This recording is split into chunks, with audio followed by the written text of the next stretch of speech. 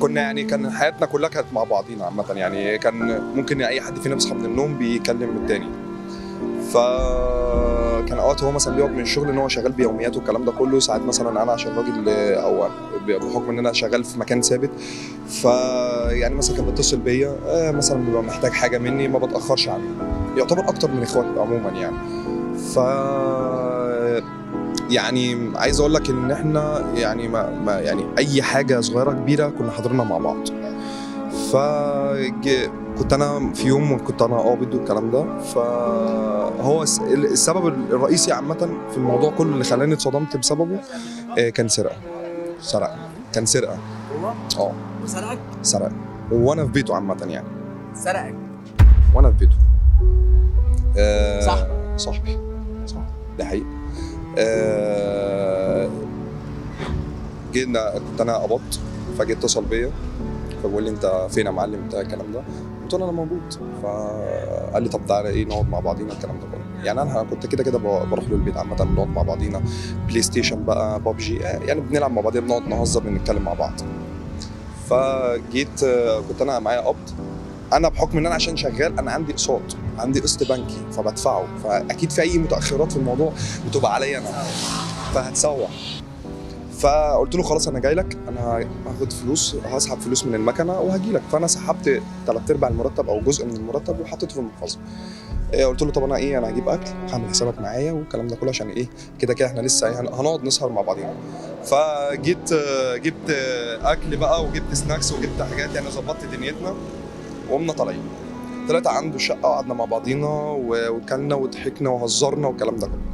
فانا سايب المحفظه، يعني ما خونتوش، يعني انا مدير الثقه العاميه. دخلت الحمام ما كملتش دقيقه، طلعت المحفظه زي ما هي، ما فيش اي حاجه.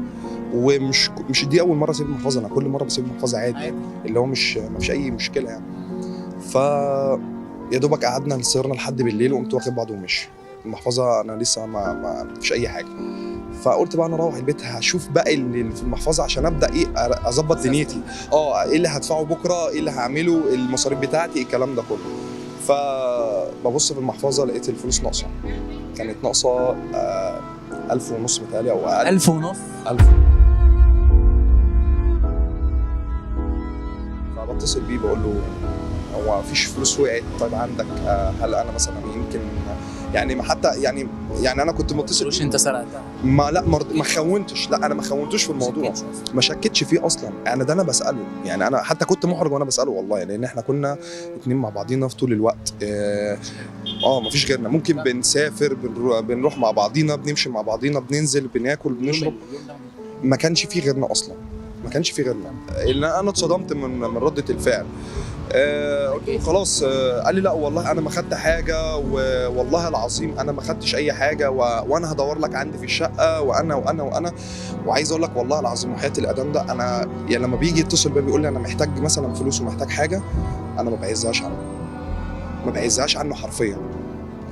محتاج مثلا مبلغ، اقول له خلاص ماشي. عارف لو كان خدها اللي هو كان خدها قال لي انا يعني انا محتاج فلوس والكلام ده كله، انا خدتها من عندك والكلام ده، اقول لك ماشي خدها عادي، مفيش مشكله، لكن ما تاخدش يعني ما يبقاش تعب شهر ومطبق كمان فوقيه اسبوع زياده عشان خاطر اسد قسط بنك وعندي مصاريف لازم أنا اسدها، وعندي التزامات، وعندي موال تاني، واتفوجئ ان انا لا المرتب معجز معايا. لا ما هو انت كده يبقى في حاجه غلط.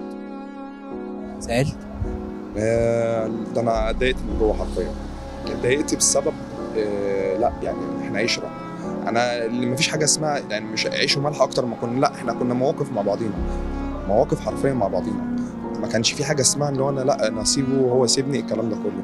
وبالذات هو كان بيشتغل زي ما قلت لك في البدايه ان هو بيشتغل بيوميات، اليوم اللي بيقعده مثلا بيبقى ما فيش معاه اصلا، فبيطلب مني ساعات بقول له خلاص ماشي انا هجي لك وهنقعد مع بعضينا والكلام ده كله، حتى بنقعد على القهوه والله العظيم يعني اقسم بالله يعني لا الحساب يطلع من جيبي قبل اي شيء. زعلت عليه؟